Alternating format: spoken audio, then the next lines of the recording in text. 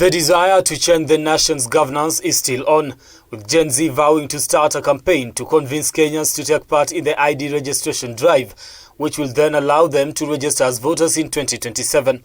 We are going to launch a campaign nationwide to mobilize the registration of IDs, and where there will be bottlenecks, we shall try to deal with those bottlenecks to find out why in this particular region people are not registering to get IDs. So that one is going to be done.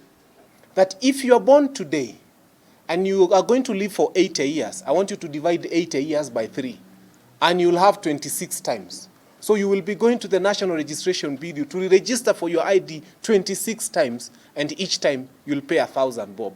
This is insanity, and we are going to fight it.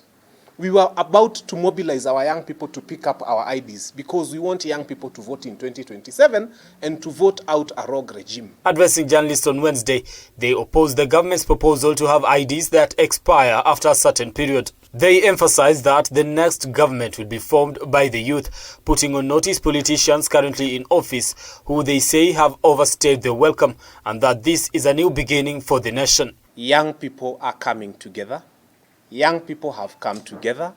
Young people know what they want, and they know where they are going. If some of you are under the illusion that there will be a second, third force coming from some old politicians, the message to take home from this table is we are draining. Can sort out this country. We don't need to request William Samoei Ruto to roll out a national healthcare program. He is incapable. We don't want to ask William Samoei Ruto to stop extrajudicial killings. That is his hobby. He thinks about it every day. So the only thing is that the Kenyan people should rally around the National Coordination Committee of People's Assembly to form an alternative government that can hold President William Samoei Ruto and his gangs accountable once they are out of power. Omtatah also weighed in on corruption, saying soon they will start a campaign that will fight graft both at the national and county level by going for individuals who have benefited from proceeds of graft. So we are going to launch a movement targeting this runaway theft of public resources. We are going to stop the steal. We are going to have a hashtag called Stop the Steal. And we are going to stop the steal right from the counties to the national government.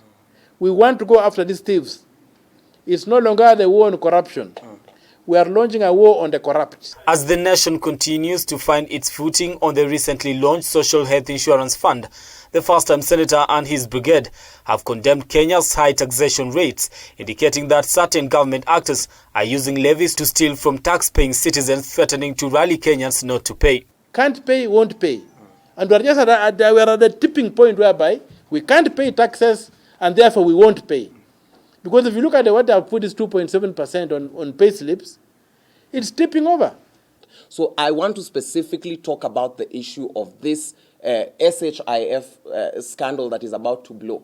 We need to understand very clearly, because now they've forcefully migrated us. I did not migrate. That is the message that I just received from my phone. And I got that prompt to talk about the Kenyans. We have to rally and hold this government accountable. Brian Amuai, K24.